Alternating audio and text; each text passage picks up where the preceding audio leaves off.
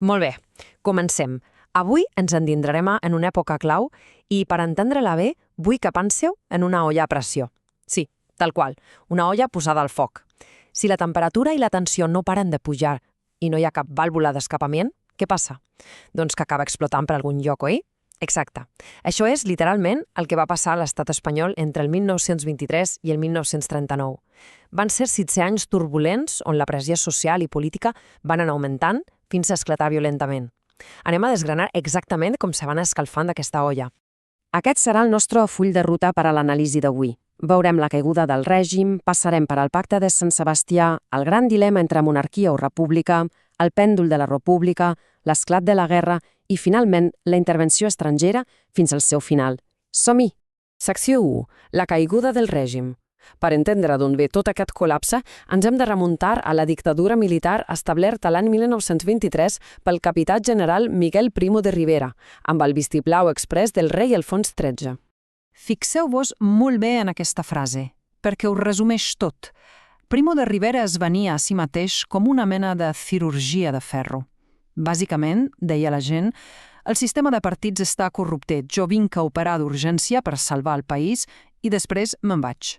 Ho presentava com una solució estrictament temporal, aprofitant-se que les classes altes tenien molta por de la inestabilitat del moment. Clar, al principi tot semblava anar sobre rodes gràcies a l'empenta dels feliços anys 20. Es van construir carreteres, es van fer obres públiques massives, es van crear grans monopolis com Telefònica. Però, atenció, de cop arriba el temut crac del 29 de Wall Street. L'economia mundial s'enfonsa i la dictadura, que havia acumulat un deute públic insostenible per pagar totes aquelles obres, es converteix ràpidament en un castell de cartes. Aquesta greu fallida financera va colpejar la dictadura just quan més estabilitat necessitava aparentar. I com és lògic, amb la crisi a sobre, l'oposició va començar a multiplicar-se. El que és realment fascinant d'aquesta llista és com n'arribava a ser de diferent tota aquesta gent. Teníem intel·lectuals clàssics alçant la veu, estudiants universitaris, militars enfadats i, per descomptat, la burgesia catalana totalment tipa de la prohibició de la seva llengua i els seus símbols. Fins i tot la premsa, que durant anys havia donat suport incondicional, va començar a jugar un paper decisiu en el desprestigi del rei. Total, que a principis del 1930 el dictador es va trobar completament aïllat i va haver de dimitir. Un cop Primo de Rivera salta del vaixell, què intenta fer el rei? Doncs fer marxa enrere, cap a la normalitat constitucional, amb un govern que la gent, amb molta sornegueria, va batejar com la dicta blanda.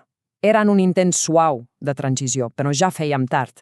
El mal ja estava fet i la reputació de la monarquia havia quedat tocada de mort. El que ens porta a la secció 2, el pacte de Sant Sebastià. L'oposició de tot l'espectre antimonàrquic, ensumant que el rei trontollava greument, va decidir reunir-se l'agost de 1930 per fer un pla conjunt.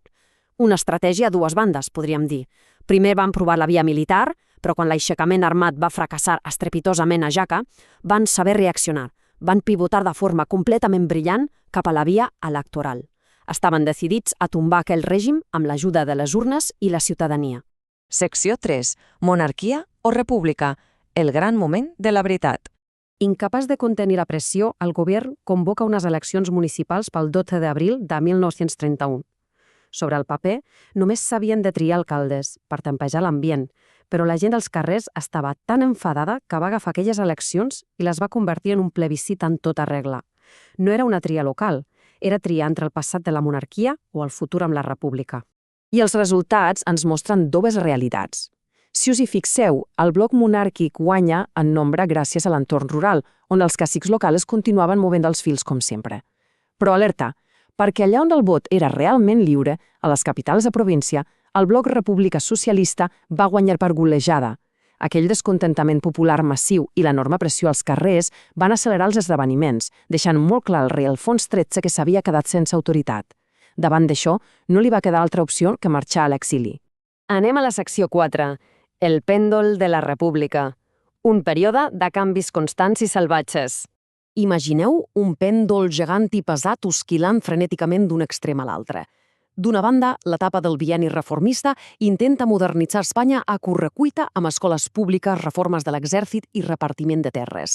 Però tot just començar a caminar, el pèndol viatja cap a l'altre extrem, cap a la dreta amb el bienni negre, una reacció ultraconservadora dedicada exclusivament a aturar i desfer de soca arrel totes aquestes reformes, generant una conflictivitat bestial que va acabar amb la famosa Revolució d'Octubre del 34.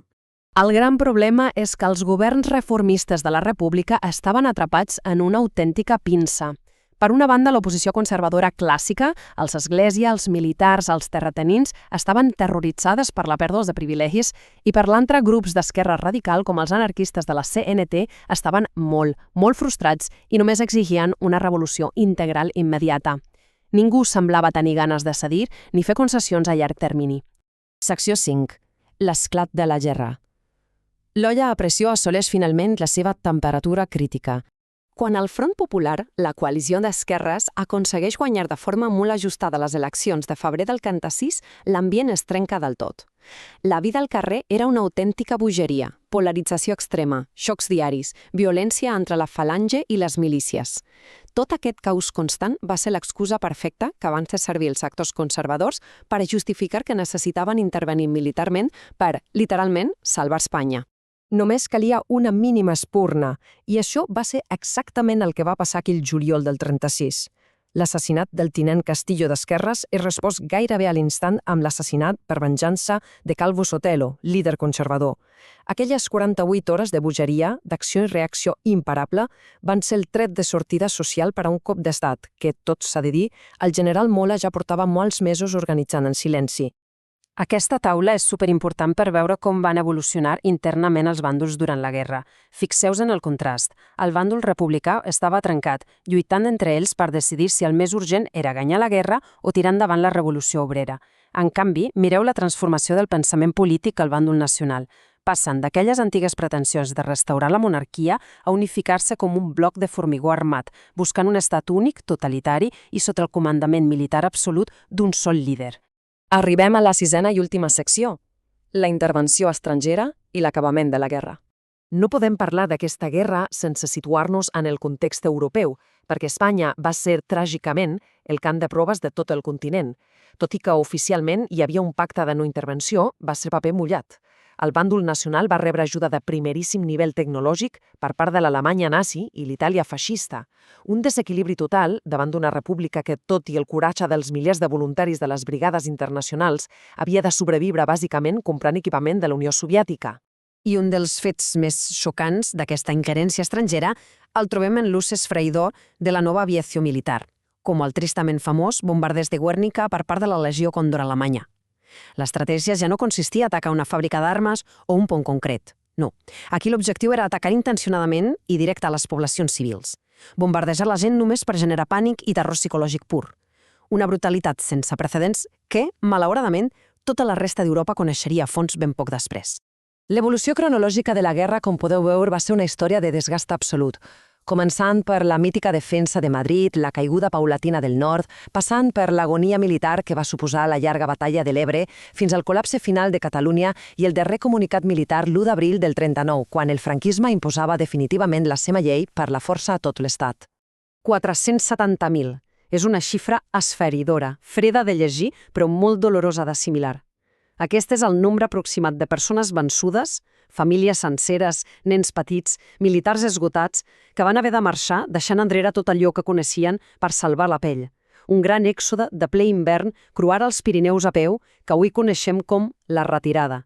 Fugien aterrats cap a França només per intentar escapar de la duríssima repressió i les execucions constants que ja imposava el nou estat. Molts d'ells, per cert, per acabar tristament retinguts a la intempèrie en enormes platges franceses tancades amb filferro de pues. I tota aquesta història ens porta, per tancar, a fer-nos una pregunta monumental. Després d'aquest viatge, 16 anys d'oscil·lacions brutals i una guerra completament destructora, com pot una societat que ha quedat literalment fracturada per la meitat afrontar i sobreviure a una dictadura posterior de més de 3 dècades? Es tracta d'una qüestió clau sobre la memòria, sobre el trauma històric i sobre l'excepcional resiliència de la condició humana, que ens ha de fer reflexionar i que encara a dia d'avui seguim desxifrant.